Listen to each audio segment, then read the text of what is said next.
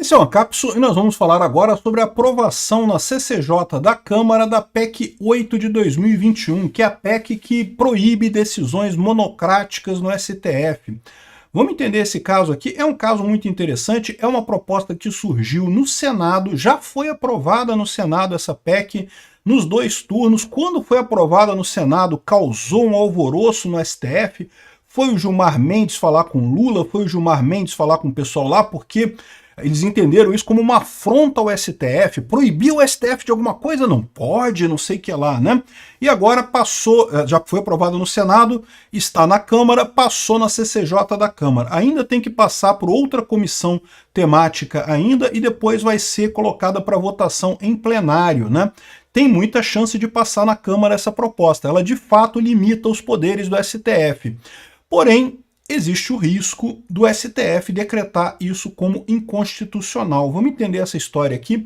Essa notícia foi sugerida por Dona Florinda Ancap, Ana Paula Vadinho e várias outras pessoas. Obrigado aí ao pessoal que sugeriu notícias lá no nosso site, no visãolibertaria.com. E obrigado a você que está assistindo o nosso vídeo. Se você gosta do nosso conteúdo, por favor, deixe o seu like e se inscreva aqui no canal, né? Pois bem, a CCJ aprovou a PEC das decisões monocráticas, ou a PEC que proíbe decisões monocráticas, né? O que é uma decisão monocrática no STF? É quando um juiz sozinho decide alguma coisa, tá? O STF e os juízes do STF tipicamente tomam decisões, não é só o STF, tá? Também os outros tribunais superiores todos funcionam assim, né? Geralmente as decisões são tomadas em plenário, são vários juízes que julgam um caso, né? Então, vocês já viram isso, né, em várias votações, tantos votos para cá, tantos votos para lá e coisa e tal, e aí ganha ou perde, né, enfim, decide ali no plenário do STF, né. O STF ele tem o plenário geral e ele tem 2 turmas, a primeira turma e a segunda turma, são 2 turmas de 5 ministros e tem mais o plenário geral. Os outros tribunais superiores também funcionam assim, eles também têm o plenário geral e tem várias turmas que são definidas, dependendo do tribunal, tem tribunal que tem mais de 40 turmas por aí, né? Enfim, no final das contas essa é a ideia. A ideia é que tem que ser nas turmas que você aprova. Isso é o correto, isso é o que prevê a coisa. Só que algumas decisões o juiz pode tomar sozinho. Então, por exemplo, decisões cautelares. O que é decisão cautelar? É aquela decisão que o juiz toma antes de julgar o caso. Então ele toma uma medida liminar ou uma cautelar, uma decisão que é tomada para evitar, para garantir que a jurisdição teria eficácia ao final, né? Então, quando você tem uma coisa urgente que vai acontecer agora, né, para evitar que aquela coisa aconteça, você toma uma decisão liminar e fala, não, para fazer essa venda ou para fazer essa troca aí, você tem que primeiro esperar a decisão judicial final da coisa, né, por exemplo, né? E o que o pessoal tem criticado muito é que o pessoal do STF costuma exagerar nisso daí. E realmente, de fato, se você lembrar, por exemplo, o Bolsonaro queria indicar o Ramagem como chefe da Polícia Federal. O Alexandre de Moraes, de forma liminar, proibiu isso, disse que não pode indicar e coisa e tal, e depois jogou para o plenário, depois foi jogado no plenário. Mas se ele não tivesse indicado de forma monocrática, Bolsonaro teria indicado o Ramagem, tudo bem que depois o plenário poderia mudar a coisa. Mas o correto é isso, né? Não pode um juiz de instância superior ter esse poder monocrático tão grande de já definir as coisas de antemão, né? Enfim, é uma boa coisa. E, olha só, tá aqui, ó. Esse aqui é a página PEC 8 de 2021, aqui está o texto final da medida, vamos entender isso daqui, né? Olha só, PEC é uma mudança na Constituição. Então aqui, ó, artigo 1º, a Constituição Federal passa a vigorar com as seguintes alterações. Artigo 97, inclui aqui vários parágrafos no artigo 97. Hoje o artigo 97 é só isso daqui, ó. Somente pelo voto da maioria absoluta dos seus membros ou dos membros do respectivo órgão especial poderão os tribunais declarar a inconstitucionalidade de lei ou ato normativo do poder público. Ou seja, hoje já teve juiz que deu liminar decretando inconstitucionalidade de lei, né? E embora o STF seja o órgão que define a constitucionalidade ou não de lei, ele deveria definir isso apenas com o órgão especial, com toda a decisão, né? E aí ele inclui aqui o seguinte, parágrafo 1º. O disposto nesse caput, ou seja, que só se pode tomar decisão pela maioria dos membros, aplica-se igualmente às cautelares ou outras decisões de qualquer natureza, vedada a concessão de decisão monocrática que suspenda a eficácia de lei com ou sem redução de texto, sob pena de nulidade, ato do presidente da República, a nomeação do Bolsonaro do Ramagem, do presidente do Senado Federal, da presidente da Câmara dos Deputados ou do presidente do Congresso Nacional. Então, segundo parágrafo, formulado durante o período de recesso, pedido de cautelar ou de qualquer outra decisão cujo atendimento implique, com ou sem redução de texto, na suspensão de eficácia de leis, do parágrafo 1º, o presidente do tribunal, no caso de grave urgência ou perigo de dano irreparável, poderá decidir monocraticamente, devendo o tribunal resolver sobre a decisão no prazo de 30 dias. Né? O que ele está falando aqui? Tem uma situação excepcional. Pode ser que isso aconteça no período de férias, de recesso, né? Quando os ministros não estão lá em Brasília. Aí o presidente do STF pode decidir monocraticamente, mas tem que se resolver a questão no prazo de 30 dias corridos após o reinício dos trabalhos judiciários. Então está colocando isso daí, né? Então essa é o principal da PEC, mas tem aqui também o artigo 102. Artigo 102 é o que define o Supremo Tribunal Federal. Compete ao Supremo Tribunal Federal principalmente a guarda da Constituição, cabendo-lhe, aí tem um monte de item aqui, né? E aqui ele altera o seguinte, no item primeiro, olha só, item primeiro aqui, processar e julgar originariamente, aí tem aqui, ação direta de inconstitucionalidade ou lei, nas infrações penais comuns do presidente da República, nas infrações penais comuns, nos crimes de responsabilidade, ministros de Estado, enfim, um monte de coisas aqui que são atribuições do STF, o que cabe ao STF aqui, né? E vai até a letra P aqui, ó, o pedido de medida cautelar das ações diretas de inconstitucionalidade.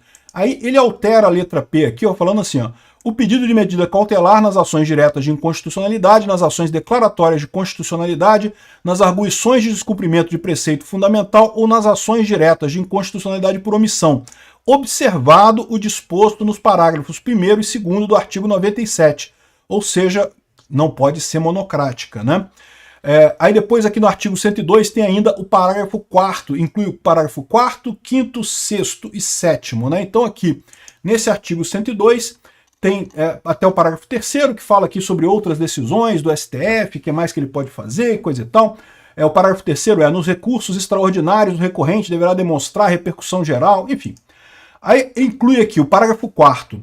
Deferido o pedido de cautelar em ação direta de inconstitucionalidade, declaratória de constitucionalidade, arguição de descumprimento de preceito fundamental, o respectivo mérito deve ser apreciado em até 6 meses. Ou seja, o mérito da ação, mesmo que tenha sido julgado o pedido de cautelar, vamos supor, né, foi pedido a cautelar, a decisão de cautelar não pode ser mais monocrática, tem que ser tomada pelo plenário, mas ainda é um pedido de cautelar, tá? Ainda é uma urgência, não julgou o caso definitivamente ainda.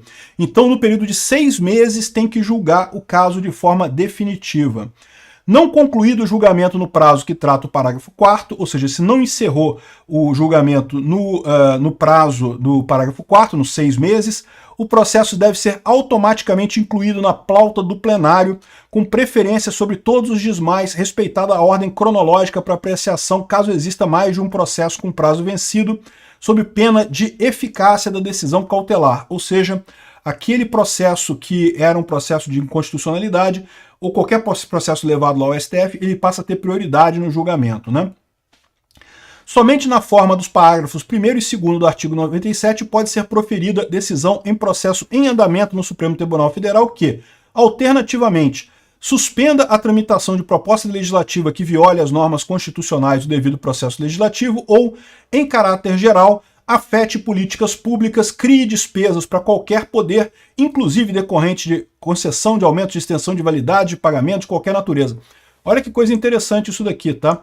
Ou seja, da mesma forma, só pode ser decidido em plenário qualquer coisa que afete gastos públicos, né? Por exemplo, recentemente o Flávio Dino falou que o governo Lula tinha que gastar dinheiro com as queimadas. Você lembra disso? Decisão monocrática. O governo tem que gastar dinheiro com as queimadas e não interessa porque é interesse público e não sei o que lá.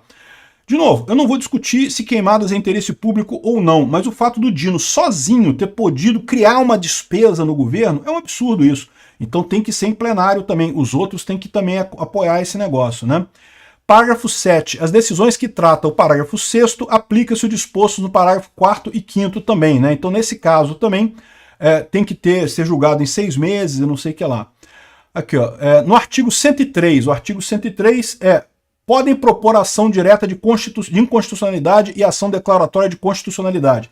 Ou seja, quem é que pode propor uma ação de inconstitucionalidade, né? Tem uma lista de pessoas aqui, o presidente da República, a mesa do Senado Federal, a mesa da Câmara dos Deputados e mais um monte de gente aqui, né? E aí ele inclui o seguinte aqui, ó, no artigo 103, né? O parágrafo 3º, né? Não muda a lista das pessoas que podem fazer isso não, mas no parágrafo 3º tem aqui, ó, quando o Supremo Tribunal Federal apreciar a inconstitucionalidade em tese de norma legal ou ato normativo, citará previamente o advogado-geral da União que defenderá o ato ou texto impugnado. Essa é a leitura atual. Aqui muda para ele se manifestará acerca do ato ou texto impugnado, ou seja, não necessariamente ele defenderá o texto impugnado, tá? E cria também um parágrafo 3º-A. As casas legislativas do Congresso Nacional, das quais a emenda ou norma legal ou ato normativo serão também citadas previamente para se manifestarem acerca do ato ou texto impugnado por meio de seus órgãos próprios. Ou seja, se está impugnando uma lei criada no Congresso, o Congresso tem o direito de se manifestar nesse processo, né? Bom, aí tem o artigo 125 aqui, mas fala sobre estados e municípios, é menos interessante, né? Aqui, ó, a emenda entra em vigor aos 180 dias e coisa e tal. Então, assim, acho ótimo, acho que realmente o STF está exagerando em decisões monocráticas, é um bom início de podação de poder do STF. Qual que é o problema dessa história? O problema dessa história é que aqui na Constituição existe o artigo 60, que fala nas hipóteses que a Constituição pode ser emendada, né? Então fala aqui que a Constituição pode ser emendada por proposta da Câmara dos Deputados, do Senado Federal, não sei o que lá, não sei o que lá. Mas tem aqui o parágrafo 4º do artigo 60. Não será objeto de deliberação a proposta de emenda que tendente a abolir a forma federativa do Estado. Então não pode haver uma PEC que mude a forma federativa do Estado. O Estado brasileiro é um Estado confederado e coisa e tal, com os estados e municípios e não sei o que lá. O voto direto, secreto, universal e periódico. Então, se alguém quiser fazer uma PEC para acabar com as eleições, não pode, está proibido aqui também. Isso daqui são as chamadas cláusulas pétreas da Constituição, não podem ser alteradas. A separação dos poderes e os direitos e garantias individuais. Então aqui, os direitos e garantias individuais eu concordo, isso aqui também eu concordo. Agora, a questão da separação dos poderes, o que eles podem alegar no STF? Já vi gente entendendo que, olha só, o Senado ou o Congresso limitar a forma como o STF toma suas decisões é uma maneira de separar, acabar com a separação dos poderes. Eu acho absurdo, porque o Congresso faz leis, o Judiciário tem que obedecer às leis. Então tudo quanto é lei que o Congresso faz, de certa forma, afeta o Judiciário. E isso é normal, é assim que tem que acontecer. Mas eles podem puxar isso daqui, a separação dos poderes, não porque o Congresso está interferindo na forma como o Judiciário funciona. Então a separação dos poderes não pode, é inconstitucional, cláusula pétrea não pode mudar isso.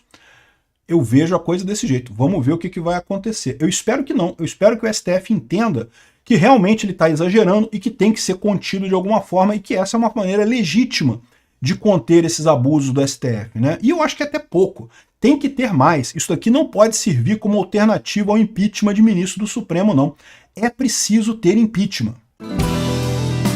Obrigado por assistir o vídeo até o final.